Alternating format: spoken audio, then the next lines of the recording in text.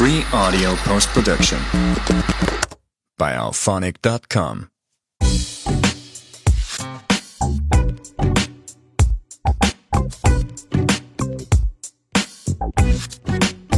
Bonjour à tous et bienvenue sur le Big QSO, je suis Dimitri F4FLH et nous sommes en direct de F6 KOP qui nous fait plaisir et l'honneur de nous recevoir encore aujourd'hui pour parler avec F4 LAU Lima Alpha Uniforme, Alan qui va se présenter un petit peu. Bonjour Alan, merci d'être venu aujourd'hui. Oui, merci de même. Voilà. Alors nous on s'est vu un petit peu à Friedrichshafen pour parler d'un petit logiciel qui s'appelle SatDump. Voilà, mais en quelques mots, est-ce que déjà tu pourrais te présenter et comment c'est venu cette passion pour le radio amateur, enfin pour la radio d'une manière générale parce que tu n'es pas que radio amateur. Alors la réponse peut être un peu compliquée parce que en gros depuis que j'ai toujours été très jeune intéressé par les sciences et autres. C'est forcément passé par la radio d'un moment ou à un autre. Alors j'ai fait beaucoup d'autres choses qui n'avaient rien à voir avec de la radio du tout, mais quand j'ai découvert la SDR à l'époque. Oui. Je ne savais même pas que les radioamateurs existaient encore à cette époque-là, tellement on n'entend pas parler dans d'autres domaines, mais que j'ai commencé à faire de la réception satellite, etc. Ensuite, j'ai un peu arrêté. En 2019, j'ai repris tout ça. Puis j'ai commencé à faire un peu de code et autres pour, par exemple, automatiser la réception, des trucs comme ça. Donc dans ce cas-là, juste ceux que tout le monde connaît, entre guillemets, à 137 MHz. Voilà. D'accord, voilà. Ok, ouais, tout simplement. Et ensuite, une fois que j'avais bien fait ça, que j'avais une station totalement automatique et des trucs comme ça, j'avais envie de pousser un petit peu plus le truc sur des fréquences plus élevées et autres, sauf que j'avais déjà dépensé beaucoup dans le matériel et le logiciel qui est le seul qui existait coûtait aussi cher que le matériel. Donc j'ai voulu écrire le code moi-même et puis c'est là-dedans que j'ai commensé à décoder. Puis tu t'es lancé dans la programmation et dans la création du logiciel. Programmation, je savais déjà faire avant, etc. C'est juste que là, je me suis lancé dans écrire des décodeurs, puis plus tard le logiciel en lui-même. Mais bon, l'histoire est un peu plus compliquée que ça, bien sûr. Ok, écoute, on va y venir tranquillement, il y a pas de souci. Dans le radioamateurisme, tu y es tombé comment alors du coup? Parce que tu découvres le SDR, t'as fait quoi? T'as fait de l'écoute, t'es arrivé sur des fréquences radioamateurs et tu t'es dit qu'est-ce que c'est que ça ou comment ça s'est passé? Non, même pas. C'est plutôt que comme je faisais de la réception satellite, au fur et à mesure, j'en ai contacté dans les communautés qui faisaient de la réception de satellites météo, etc. Et qu'il y en a beaucoup qui étaient radioamateurs. Au fur et à mesure, c'est par là que j'ai découvert le radioamateurisme, etc. Et puis qu'au bout d'un moment, je me suis dit, tiens, ça a l'air sympathique. Et puis que bon, voilà, à force de faire, à partir du moment où je savais d'écouter des trucs, etc., je me suis dit que voilà, c'était intéressant. Voilà. D'accord. Et c'est quoi qui t'a donné le petit déclic pour dire tiens, aujourd'hui, je vais passer mon certificat radioamateur? En premier, c'était surtout la possibilité d'émettre et de pouvoir tester des trucs sans être sur les bandes ISM, etc. C'est-à-dire, par exemple, pouvoir moi-même écrire un protocole, etc. et tester des entre guillemets, comme on dit plus souvent, des nouveaux modes, des trucs comme ça. D'accord, ok. Donc et c'est ensuite, vraiment l'expérimentation. Oui. Ok. Et puis ensuite, derrière, forcément, si on peut discuter avec d'autres qui font la même chose, sur les bandes directement, c'est sympathique aussi. C'est clair, c'est même génial. Comment t'as préparé ton examen? Tout seul. Tout seul? En combien de temps? Je veux dire, la partie technique que je connaissais personnellement déjà, puisque je faisais déjà de l'électronique depuis très longtemps. D'accord. Donc j'ai juste appris la réglementation comme ça, en lisant les cours de KGL et 2-3 autres trucs, et puis voilà. En gros, en un mois, quoi, c'était fait là, même pas un mois, quelques jours, quoi, en gros. Le temps que j'ai vraiment passé pour ça, oui. Okay. Surtout qu'entre-temps, comme j'avais déjà côtoyé beaucoup de radioamateurs, sans même l'apprendre, j'avais déjà pris pas mal. Après, c'est entre le moment où j'ai commencé à l'apprendre et pu le passer, c'est une autre histoire parce que Covid. Oui, c'est-à-dire que c'est aux alentours de 2019 que j'ai commencé à vouloir le passer. Ouais. Donc j'ai contacté Villejuif, etc. Sauf que sans entrer dans les détails, on me disait qu'il fallait rappeler plus tard ou que c'était pas possible, et après quand je rappelais il y avait plus de place, etc. Donc au bout d'un moment, j'ai attendu 3 ans et puis au bout d'un moment j'en ai eu assez. J'ai fait un coup de TGV pour aller le passer à Nancy, où là ça s'est passé sans problème tout de suite. Ouais, parce qu'en gros, donc il y avait pas spécialement de place du côté de la région parisienne, et t'en as eu marre. Du coup, tu t'es dit tiens, je vais aller un peu plus loin et hop, Nancy, et t'as passé ton examen. Je les ai appelés, ils m'ont dit que c'était possible, et puis bon, pour 40 € l'aller-retour en TGV ou un truc comme ça, au bout d'un moment ça valait le coup. Ouais. Ok, bon bah écoute, Voilà. ça va. Bon. Après, t'as 22 ans, t'avais quoi, 19 ans à l'époque? Oui, ça doit être un truc comme ça. Ouais, c'est ça. Bon bah écoute, ça s'est super bien passé. Tu es maintenant donc Foxtrot 4 Lima Alpha Uniforme. Tu fais beaucoup d'écoutes, principalement du décodage, hein, d'après ce que j'ai compris.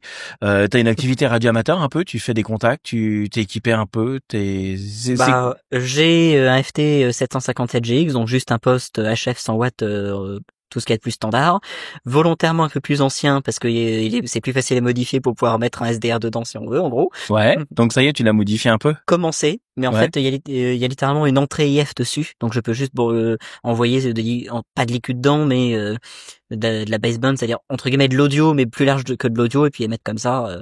Ça marche bien. Voilà. Ok. Et puis sinon actuellement j'ai une loupe de 80 mètres installée. Ouais. Donc vraiment du 80 mètres de fil mis dans le jardin. Ok. Et puis voilà, que j'utilise une fois de temps en temps. Voilà, mais la HF, t'en fais, mais c'est pas ta grande passion. C'est très intéressant aussi, mais c'est pas ce que je fais majoritairement. C'est pas, voilà. Toi, ce que tu fais majoritairement, c'est sortir un peu de notre système à nous, on va dire, et du satellite. Alors, pourquoi le satellite? Bah, d'une certaine façon, c'est une question assez compliquée, mais ça combine un peu tout ce qu'on peut faire d'intéressant dans la science, parce que il y a, je veux dire, de l'électronique, etc. Il y a tout ce qui va être un peu informatique sur le traitement du signal, etc. Ensuite, il y a tout l'aspect scientifique, puisqu'on reçoit des données. Dans la majorité des cas, c'est quand même des satellites soit météo, soit scientifiques, ou des trucs de ce genre-là. D'accord, parce que toi, tu réceptionnes les données que tu as, mais est-ce que tu les traites aussi en même temps? Ouais, donc tu les traites, tu as une vraie démarche, non plus technique, mais technique et scientifique derrière. Alors du coup. Oui. Après, en fonction du satellite et autres, on peut aller plus loin ou moins loin et autres, parce que bon, sans entrer dans les détails, ça dépend du cas, mais dans la majorité des cas, le but c'est littéralement depuis les images qu'on reçoit d'un satellite météo, être capable de dire la météo de demain. D'accord, ok. Et c'est d'ailleurs ce que je fais presque tous les jours, juste avec une antenne de 137 mégas sur le toit. Ouais. D'accord, ok, ouais, parce que c'est vrai que t'as pas mal de matériel. Tu es principalement donc sur du satellite. Chez toi, bon, t'as de quoi jouer un petit peu. T'as quoi chez toi? Alors, en faisant de la plus basse fréquence au plus haut. Donc, d'un point de vue satellite, j'ai sur le toit une QFH 137 mégas, donc le truc entre guillemets classique que beaucoup de radioamateurs ont. Qui sert principalement pour décoder les stations météo, oui. C'est ça? Enfin, pas stations météo, des satellites les satellites météo, pardon. Oui, qui envoient c'est presque c'est littéralement de l'analogique. D'accord. C'est presque comme du SSTV. D'accord, ok. Sauf pour les satellites russes plus modernes. Sinon, je m'en sers aussi pour décoder des satellites de communication Opcom, mais en fait pas pour décoder les données. C'est qu'en fait, en fonction de l'humidité dans l'atmosphère, le signal varie et ça me permet en fait de faire du sondage de l'atmosphère à partir de ça. D'accord, ok. Voilà, donc je m'en sers aussi. C'est un autre exemple de ce qu'on peut faire. Voilà. Ok, d'accord, très bien. Bon, bah, y a pas de souci. En montant un peu en fréquence, bon, forcément, j'ai de l'UHF et des bandes radioamateurs et des trucs comme ça sur lesquels il y a quelques satellites, mais jusqu'à récemment, et puis bon, la majorité du temps, il n'y a pas énormément de satellites sur les bandes radioamateurs si intéressants que ça. Ouais. Surtout parce que les protocoles sont assez souvent faits par des qui clairement savent pas faire un protocole correct. Ok, bon bah malade, le message est passé. Non, mais entre guillemets tout le monde le sait, mais bon voilà. Donc ça j'ai, puis sinon c'est surtout ensuite sur de la parabole pour monter en fréquence, c'est-à-dire que ensuite au-dessus de l'UHF, il faut tout de suite monter 1,7 giga. Ouais, d'accord. Vraiment du satellite plutôt scientifique, etc. Et 1,7 giga, c'est déjà forcément de la parabole ou des antennes un peu plus compliquées. Donc pour ça, j'ai commencé sur une antenne de 80 cm toute bête de télé avec juste une hélice devant. Une hélice, c'est voilà, le même genre de truc qu'on pourrait utiliser pour QO100 mais pas pour la même fréquence en gros. Ouais. Et puis là, ouais, parce que non, on est à KOP et du coup, on a pu voir un peu les paraboles qu'ils ont ici. 2,80 m, je crois. C'est ça? La mienne? Ouais, non, celle qu'elle a. Celle-là, c'est 1,80 m. 1,80 m, et toi, c'est? 2,60 m. 2,60 m, ok. Donc, 2,60 m, une parabole chez toi, dans ton jardin. Oui. Ok, bah, j'en ai une d'1,80 m aussi, une d'1,30 m, enfin 1,90 m plutôt. Ok. On va pas oublier 10 cm. Et puis, un rotor pas mal bricolé également, d'une manière à pouvoir avoir, une bonne stabilité sur le tout. Pour pouvoir faire jusqu'à du 8 gigas, pour là recevoir d'autres satellites, encore plus récents, etc. D'accord, ok. Bon, bah écoute, ça c'est parfait. Du coup, en plus du décodage, bah tu t'es dit, bah tiens, je vais créer mon propre soft, qui est SatDump. Oui, alors c'est un peu plus compliqué que ça. C'est plutôt qu'en fait, au tout début, quand j'ai voulu commencer avec les 7 Go, et les seuls décodeurs qu'il y avait en open source que je pouvais faire tourner sous Linux et en fait qui existaient tout court, sans devoir payer, c'était juste pour décoder NOA Meteor, donc les mêmes 437 mégas. Certes, en résolution un peu plus élevée, etc. Mais c'était pas, disons que je voulais quand même décoder les Européens et les Chinois. Donc c'est-à-dire Metop et Fangun. Il y en a un des deux qui n'existe plus aujourd'hui, mais bon, voilà. Le problème, c'est que sans décodeur, c'était compliqué, donc j'ai commencé à regarder pour moi-même trouver comment les décoder. Donc j'ai trouvé des bouts de code par-ci par-là qui ne marchaient pas, qui avaient été faits par d'autres radioamateurs ou non, etc. Puis grâce à ça et beaucoup de recherches et puis plein d'essais, j'ai réussi à décoder. Des données de ce truc-là et en sortir des images. Et en fait, suite à ça, avec d'autres, j'ai commencé à faire de la bande S, y compris par exemple la vidéo de Falcon. La bande S, c'est quoi? 2,2 gigas. Ok. D'accord. Pourquoi on dit bande S? C'est juste comme ça. C'est on dit VHF, UHF, etc. C'est une nomenclature standard pour ça. D'accord. Bon, par contre, il faut faire attention parce que elle a évolué au cours des années. Donc à une époque, la bande L, c'était de la bande S. D'accord, ok, ça a changé. Okay. Faut se tenir actualisé régulièrement. Faut faire un upgrade. Voilà. Du coup, donc tu as mis ces programmes, donc les uns derrière open source, voilà. Et puis sur la bande S, j'ai décodé plus de trucs. Ensuite, comme pour la bande X, c'était là qu'il y avait quelques radioamateurs qui commençaient à en recevoir pour des satellites météo beaucoup plus récents avec des résolutions beaucoup plus élevées, etc. Donc là, c'est du matériel un petit peu plus cher et un peu plus compliqué à fabriquer, mais ça se fait. Et il n'y avait pas de décodeur non plus, donc j'en ai fait aussi. Donc je me suis retrouvé avec plein de petits bouts de logiciels différents pour décoder plein de trucs. Et mais qu'en fait c'était la ligne de commande uniquement. Et donc assez compliqué à utiliser pour beaucoup. Et j'en ai qui m'ont dit que ce serait bien de faire un truc un peu plus utilisable. Simple. Et c'est là que le projet SatDump de manière générale a commencé, qui était en gros les premières versions, et ironiquement de certaine façon jusqu'à encore aujourd'hui, c'est juste les anciens décodeurs mis en un seul truc pour être plus clair. Ok, d'accord. Plus facile à utiliser. Ce qui te permet de pouvoir avoir quelque chose de simple, sans ligne de commande, ou encore avec des lignes de commande un petit peu. Alors, les lignes de commande existent toujours en option, mais il y en a plus besoin du tout si on veut pas l'utiliser. D'accord, ok. Donc au départ, c'était vraiment pour toi, quoi. Donc t'avais mis ça en place, c'était pour pouvoir que toi tu puisses décoder et que tu puisses. Pour moi, puis il y avait une petite communauté à côté que je connaissais qui voulait aussi pouvoir les décoder, donc c'était pour moi et puis ceux à qui je le donnais, et puis c'était en ligne sous GPL3 de toute façon en open source, donc n'importe qui voulait l'utiliser, voilà. Et du coup le SatDump, c'est que toi ou il y a une équipe derrière? Alors au début c'était principalement moi. Oui. Ensuite il y a un Polonais SP5EWS. D'accord. Qui a rejoint, qui en fait était déjà là avant, qui avait déjà fait des petits décodeurs par-ci par-là pour d'autres instruments. Parce qu'en fait sur un satellite, il y a pas qu'une caméra ou un truc comme ça. Déjà c'est pas vraiment des caméras, mais donc il y a plusieurs flux de données à décoder. J'en avais décodé certains, lui en avait déjà décodé d'autres. Et donc il avait implémenté des trucs au même titre que les autres décodeurs, et puis on l'a mis dans SatDump, et puis il a aidé sur beaucoup d'autres choses aussi. Ensuite il y a aussi eu d'autres personnes par-ci par-là. Donc il y a par exemple actuellement Jacopo qui est IU1 QPT. Ouais. Donc dans ce cas-là, un Italien qui a rejoint il y a quelques années maintenant, qui fait aussi plutôt la partie traitement scientifique, par exemple faire les images d'une certaine façon qui permettent d'interpréter les données, etc. Ok, c'est lui qu'on a rencontré au Yaru, qui était présent avec toi, donc parce que toi tu avais un stand Yaru au Yaru pour présenter SatDump. Oui. Voilà, et c'était au Friedrichshafen 2025. Voilà, c'est là d'ailleurs où on a pu voir le logiciel, et bon alors nous on se connaissait un peu, mais c'est là où on a pu vraiment en apprendre un petit peu plus sur ce logiciel. Ok. Alors pour ceux qui ne connaissent pas du tout SatDump, tu pourrais le résumer comment?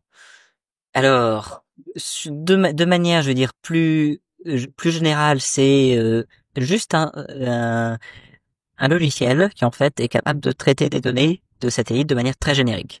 Ensuite, si je rentre dans la manière un peu plus explicative de le dire, ce sera sûrement plus utile si on n'est pas trop dans le domaine, c'est un logiciel qui est capable de prendre des données qu'on reçoit directement depuis le satellite, ou pas, parce que dans certains cas, de faire tout ce qu'il faut pour sortir des données de ce flux-là. Donc des données, dans ce cas-là, je parle déjà juste des bits, littéralement juste, on imagine un fichier qu'on pourrait stocker comme ça, mais qui est encore totalement inexploitable. Mais SatDump est aussi capable derrière de prendre ce fichier-là et d'extraire les images et de les traiter. Donc c'est un outil tout en un qui est capable de traiter énormément de satellites différents, enfin littéralement à peu près n'importe quoi, pour partir de données brutes, voir le signal brut et les exploiter. D'accord, ok. C'est un outil qui s'adresse un petit peu donc à la communauté, donc toutes les personnes qui vont souhaiter écouter, pas que radio amateur du coup, vraiment toute la partie SWL. Pour la partie radio amateur, c'est en cours de déploiement parce que je crois que tu vas. Alors d'après ce que tu m'as dit, je vais essayer de pas perdre le fil. Tu vas mettre de quoi pouvoir piloter également la partie émission-réception, donc faire du remote, tout simplement dessus. En gros, SatDump, ça va te permettre de pouvoir avoir la partie TX, RX, et la partie traitement du signal. Alors, de manière plus globale, c'est plutôt que dans SatDump, on a besoin, en très grande partie, de pouvoir recevoir les données. Ouais. Donc, j'avais mis depuis un bon moment un truc totalement automatique qui prend le contrôle d'un rotor pour faire tourner l'antenne et suivre automatiquement le satellite et automatiquement faire absolument tout c'est-à-dire littéralement juste une station qu'on laisse dans un coin qui fait absolument tout, qui décide elle-même les satellites à recevoir et qui décode les données, il n'y a plus qu'à les regarder. En gros, tu lances le logiciel et il fait tout. Oui. Toi, tu vas prendre le café. Moi, par exemple, là, actuellement, en ce moment même, ma station chez moi reçoit plein de satellites. Et après, ce soir, j'ai qu'à arriver et puis utiliser les données comme je veux, oui. Ok, d'accord. Là, c'est en marche, là, chez toi. Ça tourne 24 heures sur 7 depuis des mois. 24 heures sur 24, 7 jours sur 7. Ouais, c'est énorme. C'est énorme. Et comme il y a déjà tout cet aspect-là, pour l'aspect plutôt radio-amateur, le problème, c'est qu'il y a beaucoup de satellites, je pense, par exemple, la Geoscan, ou ce genre de petits CubeSat, qui sont capables d'envoyer des images que beaucoup de radioamateurs aiment recevoir. Le problème, c'est que j'ai des décodeurs dedans, mais assez souvent, il faut demander au satellite d'envoyer l'image. Ouais. Donc ça veut dire qu'il faut être capable d'émettre et de moduler le paquet. En fait, il faut lui envoyer une commande directement. Actuellement, ça se fait, mais c'est souvent des installations assez compliquées. Donc, je m'étais dit que c'était une bonne idée de mettre ça dans SatDump aussi, parce que de toute façon, le code pour faire l'émission, c'est pas très compliqué à faire, etc. Et de là, à partir du moment où il y a le code pour faire l'émission, etc., rien n'empêche de rajouter de quoi faire aussi de la FM, etc., etc. Et sachant que dans la version 2 en développement actuellement, l'idée, c'est de faire beaucoup plus de trucs avec qui permet de prendre le contrôle total d'une station à distance, etc. Autant pouvoir tout faire à distance tant qu'on y est. Ouais, en gros, donc sur ton ordinateur, puisque là on parle bien d'ordinateur, tu vas être capable de prendre le logiciel et de piloter donc la partie réception, émission, de pouvoir le décoder et de le laisser également en automatique le faire pour la partie réception, partie émission aussi. Alors partie émission, ce sera possible aussi. Par contre, l'intérêt de le faire en automatique sera beaucoup moins important pour les radioamateurs de manière générale, parce à moins de vouloir, par exemple, dire à Geoscan ou autre à chaque fois d'envoyer de transmettre des images quand on veut ou un truc comme ça, ou de soi-même être une équipe qui gère un satellite, l'intérêt sera assez faible. Mais bon, ce sera possible parce que de toute façon, ce sera utile dans certains cas. Parce qu'il y a certaines équipes de certains satellites radioamateurs ou non qui utilisent déjà SatDump sur leur station. Ouais. Par exemple, l'UVSQ-SatNG actuellement l'utilise sur leur station. D'accord, ok. Et ça va être quelque chose qui va pouvoir être déployé. On peut imaginer par exemple de mettre une platine de réception, un petit SDR en mode web SDR et accessible à tout le monde pour que tout le monde puisse en bénéficier ou. Alors ça dépend de la manière dont on compte le faire. Si c'est un web SDR plutôt standard, c'est pas vraiment l'idée de SatDump. Si c'est un web SDR dans l'idée de prendre le contrôle de la station à distance pour l'utiliser pour recevoir des trucs à distance ou émettre à distance ou autre, là oui. D'accord. Ok. Eh ben écoute, ça peut être sympa. Le projet donc a grandi. Il est là depuis combien de temps ce projet-là? Tu es dessus depuis combien d'années? SatDump en lui-même, le premier commit, c'est-à-dire le premier bout de code qui a été mis en public, date d'il y a 5 ans. Plus de 5 ans. Ok. Donc, de toute façon, les premiers, la genèse du projet date d'environ 2019. Donc, on en est à 6 ans maintenant. Ok. Voilà. D'accord. Ça a été quoi les grandes étapes de SatDump? Alors, je veux dire que les premières étapes, c'était juste de réussir à décoder quelque chose tout court. Ouais. Ok. Ensuite, ça a été la création de SatDump. Ok. Donc de faire une première version qui était vraiment intégrée, qui permettait avant juste de prendre un fichier enregistré et de le décoder. Ensuite, ça a été d'être capable de faire tout ça en temps réel. C'est-à-dire que avant, la manière dont on le faisait, c'était que on allait plutôt récupérer avec un autre logiciel de SDR un fichier IQ, c'est-à-dire un fichier qui représente le signal enregistré brut, comme un fichier audio ou un truc comme ça. Ouais. Qu'on allait mettre dans SetDump après, et SetDump faisait le traitement à partir de là. Okay. Sauf que dans beaucoup de cas, c'est plus pratique de le faire en temps réel. C'est-à-dire pendant qu'on pointe l'antenne et qu'on reçoit le signal, que ce soit décodé en même temps. Donc ensuite, ça a été de rajouter ça. Ok. Ensuite, ça a été de tout bêtement d'avoir la première vraie version 1.0. Je pense que c'est une bonne étape. Ouais. Qui a été de refaire tout ça, mais en plus propre, et puis de rajouter énormément de choses sur l'aspect traitement des données. Et puis après, c'est en ce moment la version 2 qui est en développement et puis qui va encore être en développement pour un bon moment. Ouais, faut le temps que ça naisse, hein, faut le temps de mûrir le projet et de le mettre en place. Donc SetDump, tu l'as fait connaître un petit peu parce que forcément t'étais là-bas en Allemagne au Yarus et qu'il a été déjà un peu présenté. Comment tu as fait pour le présenter? Tu l'as présenté à qui? Tu dis tiens, je lâche le bébé comme ça ou c'est plutôt que ça a été développé directement d'une certaine façon avec la communauté.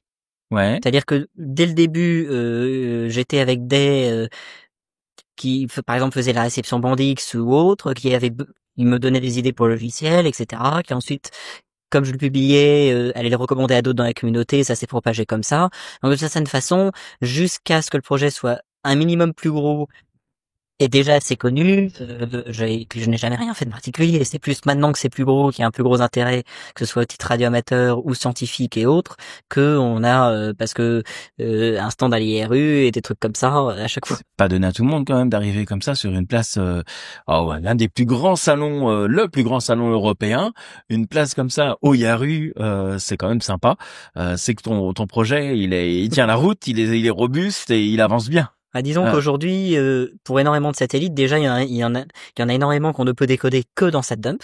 D'accord. Pourquoi ça? Tout bêtement parce que personne d'autre n'a fait les décodeurs. D'accord. C'est-à-dire que dans la majorité des cas, ce que je suis obligé de faire, c'est de le recevoir moi-même et ensuite de tout trouver moi-même. Il n'y a pas de documentation dans une bonne partie des cas qui me dit comment décoder les données. Donc déjà, il faut être capable de faire ça. Il y en a pas énormément dans la communauté qui le font, que ce soit radioamateur ou non, encore une fois. Et ensuite, il faut mettre tout ça dans un truc qui est utilisable, etc. Donc même pour les satellites que d'autres recevaient avant, comme les NOAA, etc., c'est beaucoup plus facile aujourd'hui de le faire dans SetDump, qui fait plus de choses que les logiciels qui existaient avant. Ouais. D'une certaine façon, il n'y a jamais eu jusqu'à maintenant de projet de cette ampleur-là, à part peut-être on pourrait dire SatNogs ou GR Satellite. Oui. La seule différence, c'est que SatNogs et GR Satellite, c'est majoritairement des projets orientés sur décoder des CubeSat radioamateurs et plutôt dans l'idée de soit l'automatiser, sans vraiment d'interaction ou de facilité d'utilisation ou autre. Ce qui n'est pas le cas de SatDump. Oui. Ou de faire quelque chose qui est vraiment le faire dans le radio pour le décoder, mais sans aller chercher à le rendre facile à utiliser. Alors que dans SatDump, l'idée, c'est vraiment de faire un truc qui est facile à utiliser et qui marche le mieux possible si c'est possible. Ok. Écoute, c'est bien parti. C'est quoi qui te plaît le plus? Parce que toi, tu te développes, t'es pas développeur de base, hein, c'est vraiment autodidacte. Oui. Le logiciel est juste énorme, hein, parce que souvent, quand on développe des logiciels, c'est le côté design, le côté aspect n'est pas mis au rendez-vous. Là, le tien, franchement, pas mal. C'est quoi qui te plaît le plus à développer ça? Je dirais un peu tout, hein. C'est très amusant de temps en temps, par exemple comme ce dont on a parlé un peu plus tôt, de décoder des trucs qu'on ne pensait même pas possible de décoder. C'est-à-dire que par exemple, c'est très amusant quand il y a un nouveau satellite, par exemple météo chinois qui va être lancé ou un truc comme ça, qui a rien de publié ou autre, de pointer dessus, de recevoir les données, de le publier les données des mois avant que l'agence officielle le publie. C'est déjà ce genre de truc, c'est quand même assez amusant. Puis de temps en temps, il y a eu par exemple avec Juice. Ouais. Ou avec l'antenne d'Amsterdam à Borum, donc une antenne de 20 mètres. Donc c'est pas le même diamètre que ce que j'ai chez moi. Un peu plus grand. Légèrement plus grand, juste 10 fois plus grand. Mais grâce à ça, on a pu recevoir des données de la sonde JUICE pendant qu'elle revenait vers la Terre pour une assistance gravitationnelle, et intercepter les données, et je les ai pu les décoder avant que les a publié ça. Donc on les a publiés avant. D'accord. Ok. Ils reprennent tes données de temps en temps. Je sais que certaines données qui ont été reprises étaient les miennes. D'accord. Surtout dans tout ce qui pouvait être communication par certains journaux, des trucs comme ça. Disons que quand les avaient pas encore publiés et qu'ils publiaient des images de la sonde et qu'il y avait que moi qui les avais publiées, il y a pas trop de questions à se poser. Forcément, voilà. Voilà. Ok. Donc SatDump V2, c'est bientôt. Enfin, bientôt. Cours de développement. Alors, on veut pas te mettre la pression, mais si tu peux nous donner une date de sortie, alors, ça serait génial, mais j'y crois pas. Alors, partiellement, mais que partiellement. Parce qu'en fait, dans la version 2, il y a énormément de trucs qui changent, donc il y a énormément de travail à faire. Le seul truc, c'est que c'est pas possible de à la fois maintenir l'ancienne version et travailler sur la 2 en même temps. Donc l'idée, c'est que dans pas très longtemps, la 2, c'est-à-dire dans quelques semaines, quelques mois, enfin 1 mois ou 2 maximum, la version 2 qui est en développement actuel remplacera la version normale actuelle. Ok. Mais ce ne sera que des versions entre guillemets alpha. D'accord. Donc ce ne sera pas terminé, ce sera toujours en développement, mais ça aura remplacé tout ce que la version actuelle peut faire. D'accord. SatDump, Ouais. ça fonctionne sur quoi? Tout. Sur tout. Dans le sens que ça peut tourner sur un téléphone Android si on veut, avec des SDR en USB si on veut. Ok. Ça peut tourner sur un PC Linux, un PC Windows, un PC Mac sans problème. Ça peut tourner sur un vieux serveur sous Solaris si on veut, parce que j'en ai qui se sont amusés à le faire. Sur Solaris. Alors Oui. là, moi, Solaris, mais c'est super vieux, ça. Oui, mais il y en a qui se sont amusés à le faire. Donc. Ok. Bon, t'as essayé le Minitel? Voilà. Mais il y en a qui l'ont fait tourner sur des Wii, et puis le dernier développeur de SatDump, donc que j'ai pas eu le temps de mentionner tout à l'heure, qui est aux États-Unis, a fait tourner sur des consoles Xbox aussi. D'accord. Ok. Pour rigoler, mais ça tourne, voilà. Ça tourne. Ok, ça marche. Bah écoute, à la place de faire Call of Duty, on ira lancer SatDump et ça sera certainement plus intéressant. Et il n'y a pas besoin d'un très bon PC non plus. Il n'y a pas besoin d'un très bon PC. Les configurations minimum, tiens. Alors ça va vraiment dépendre. Oui, mais le problème, c'est qu'on est sur un truc où ça va dépendre de ce qu'on veut décoder, majoritairement du débit de ce qu'on veut décoder. Ok. C'est-à-dire que si l'idée c'est de faire de la VHF à 107 mégas, on peut prendre un Pentium d'il y a 20 ans avec un cœur ou un truc comme ça et 500 mégas de RAM, ça tournera sans problème. Ah bon, on va pouvoir ressortir notre 486 DX2. Ok. Mais si on veut faire de la bande X où les débits sont beaucoup plus importants, pour donner un ordre d'idée, sur certains satellites en bande X, j'ai reçu des trucs qui représentent presque 1 gigabit par seconde. Ok. Donc c'est sûr que là, si on veut pas que ça mette des heures à décoder et pour être capable d'enregistrer la quantité de données qu'il faut pour pouvoir décoder ça, là il faut plutôt un très très bon PC et on tombe plutôt sur des trucs où il y a même des problèmes en fonction du SSD qu'on utilise pour enregistrer et donc on a même des listes qui se partagent un peu dans la communauté pour recommander certains disques et certaines manières de l'utiliser, certains systèmes de fichiers, des trucs comme ça, tellement ça devient critique. Ok, d'accord. Mais bon, voilà. Bon, bah écoute, ça va être pas mal. Hein. Et toi, ta configuration à toi, du coup, parce que du coup, t'es bêta-testeur un petit peu sur tes versions. Forcément, si je les développe. Voilà. Alors, mon PC principal, c'est un Ryzen 9 5950X. Ouais. Avec 128 Go de RAM. Ouais, c'est un truc qui tourne déjà bien. Et une GTX 1070. Puis j'ai une Tesla P100 aussi, quand j'ai besoin d'un peu plus de puissance de calcul en GPU. Oh, c'est configuration minimum, quoi. Non. C'est déjà largement surdimensionné pour une bonne partie de ce qu'on peut faire avec. Ouais, et ça suffit. Il y a des fois où tu rames un petit peu avec ta config là pour SatDump ou pour décoder certains signaux. Non. Là, ça tourne bien là. Disons que, à moins qu'il y ait un bug, non. Non, au moins qu'il y ait un bug, ouais, d'accord, ok. Bon, bah écoute, pourquoi pas. Des nouvelles fonctionnalités. Donc tu nous as dit le pilotage entre autres des émetteurs-récepteurs. Oui, disons que une bonne partie des fonctionnalités, ça va être surtout de revoir vraiment totalement la manière dont c'était conçu. D'accord. Que ce soit beaucoup plus, je veux dire, générique, etc.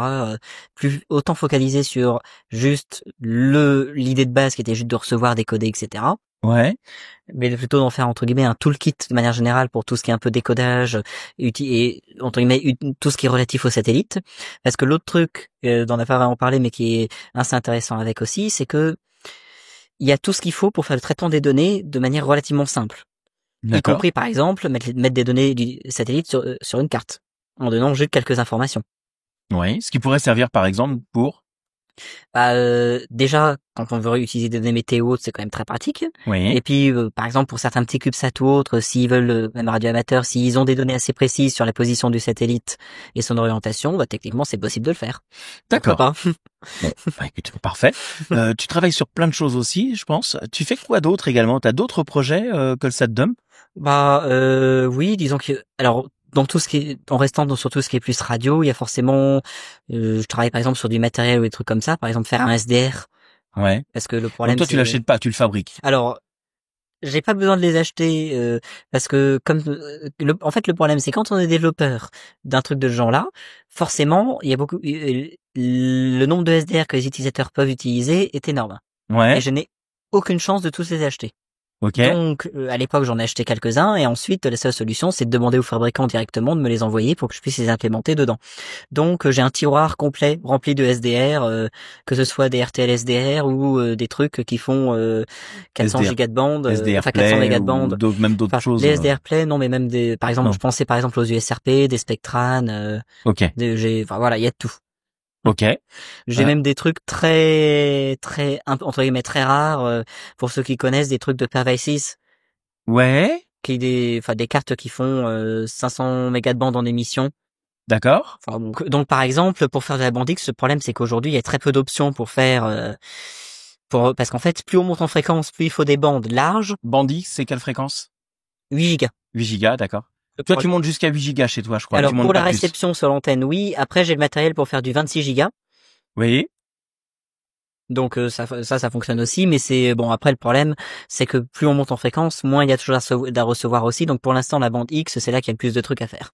D'accord. Puis surtout, ce qui m'intéressait le plus à 26 gigas, alors que pourtant c'est un satellite qui est censé être public et un météo, donc quand même assez important pour tout ce qui peut servir d'urgence et autres, est totalement chiffré. Ouais. Donc ça perd forcément un peu d'intérêt quand on peut pas le décoder, mais bon, ça c'est un autre problème. Et puis bon, disons que les politiques par rapport à tout ça, je veux dire les politiques par exemple qui a l'ESA ou autres, commencent à devenir problématiques là-dessus parce qu'ils comprennent pas le fait que ça peut être utile de décoder les données brutes et que de toute façon ils sont tenus légalement de garder tout ça public. Donc que chiffrer tout ça, techniquement ils ont pas le droit en fait. Ok. Et du coup justement, tiens, une petite question, il t'a jamais été contacté par l'ESA ou autre pour racheter ton logiciel? Non. Après, il y en a que ça intéresse, par-ci par-là, forcément, mais racheter ou quoi que ce soit, de toute façon, racheter, sachant que c'est sous GPLv3, ça va être compliqué. Ouais. Parce que du coup, c'est en libre. Oui. Voilà. Puis c'est sous une licence qui se propage, donc s'ils le rachètent, en fait, ils n'ont aucun droit. D'accord. Ils pourraient peut-être racheter le nom s'ils veulent, mais c'est tout. Par contre, ils peuvent l'utiliser. Ils peuvent l'utiliser autant qu'ils veulent. D'accord. Et puis, il y en a beaucoup dans le domaine plus scientifique ou autre qui l'utilisent. Par contre. D'accord. Comme quoi, par exemple, tu peux... Alors, pour quelques exemples, il y a un de ceux qui est dans l'agence météorologique italienne, à qui à la fois on donne régulièrement des données et qui l'utilise lui-même. D'accord. Parce que la fiabilité des données officielles n'est pas suffisante. Ok. Bon, donc les recevoir directement, voilà. Ok. En gros, prenez SatDump. Et je sais qu'il y en a beaucoup qui tout bêtement parce qu'ils ont besoin là où ils habitent ou des trucs comme ça l'utilisent pour avoir des données météo ou autres. Il y a pas mal d'universités qui l'utilisent aussi. Ouais. Il y en a par exemple dans les pôles qui l'utilisent pour recevoir des données météo parce que forcément au niveau des pôles internet ça marche pas très bien. Ouais, c'est sûr, oui. Il y en a énormément qui l'utilisent aussi par exemple sur des bateaux, les choses comme ça parce que c'est quand même plus efficace d'avoir les données directement. Et puis pour la petite anecdote, Jacopo qui est donc il y a eu un QPT qui fait aussi partie de SatDump, un bateau, et à un moment quand il était parti, soi-disant il y avait aucun problème, météorologique ou autre, le WIFAX, donc ça c'est le truc en HF que entre guillemets tout le monde connaît un minimum je pense, ne donnait aucune alerte, Inmarsat aucun problème, rien. Okay. Mais par contre il reçoit un satellite, dans ce cas-là NOAA 15, et il voit un gros truc pas beau qu'il ferait mieux d'éviter. D'accord, ok. Voilà. Oh, bah ouais. Donc ça montre bien l'intérêt de ce genre de truc. Carrément. Bah écoute, on va suivre ce projet-là vraiment avec grande attention. Nous déjà, on va l'essayer nous au Radio Club. On pourra en dire un peu plus, se faire un spécial SatDump mais configuration et autres avec grand plaisir. Si tu devais donner quelques conseils aux gens qui passent l'examen radio amateur, ça serait quoi? La dure question ça. Tu t'y attendais pas du tout à cette question. Non, en plus, on n'a rien préparé, donc voilà. Voilà, t'es lâché. Je veux dire d'une certaine façon de pas avoir peur déjà, parce que c'est vraiment pas si compliqué que ça. Ouais, c'est vrai que c'est simple. Parce que par exemple sur la législation, honnêtement, il y a pas beaucoup de pièges. Non. Le pire, c'est que honnêtement, le logiciel d'entraînement de Kagel est plus compliqué que le vrai examen, de loin. Chut, faut pas le dire. En plus, moi, sur mon examen, le seul truc où j'ai eu faux, c'était littéralement la question à la même qui n'avait aucun sens. Ouais. Donc j'ai trouvé ça drôle. Voilà. Et après, je vais dire... Tu te souviens de ton score? 19 sur 20.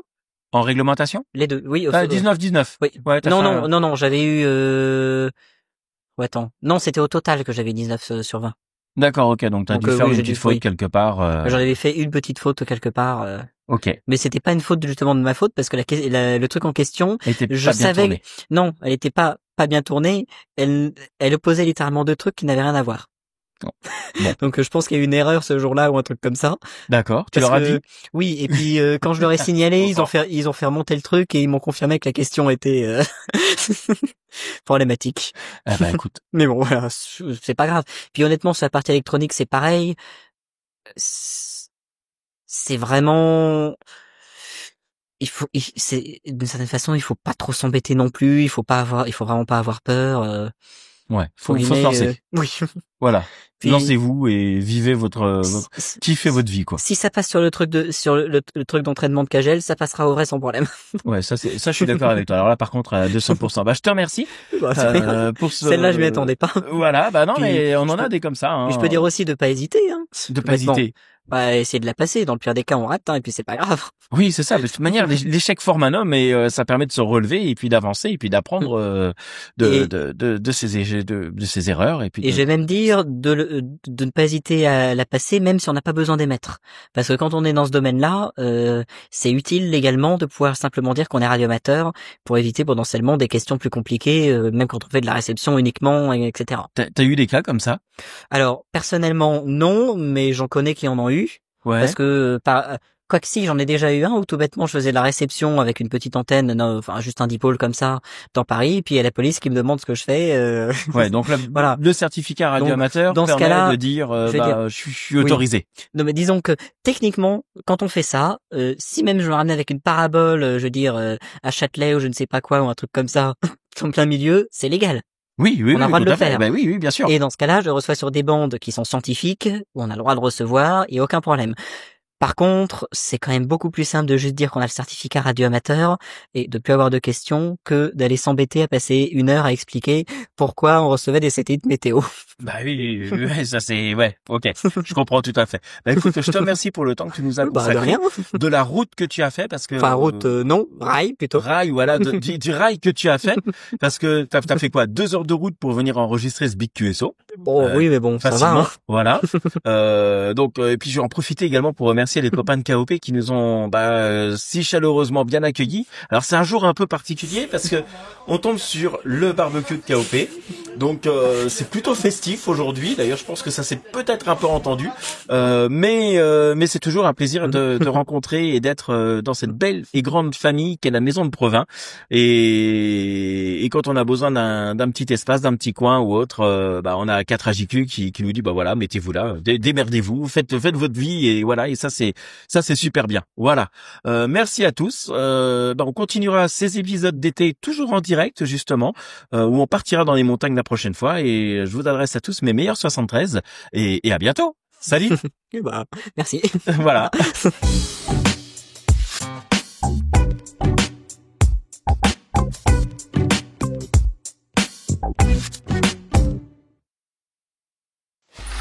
Free audio post-production by alphonic.com.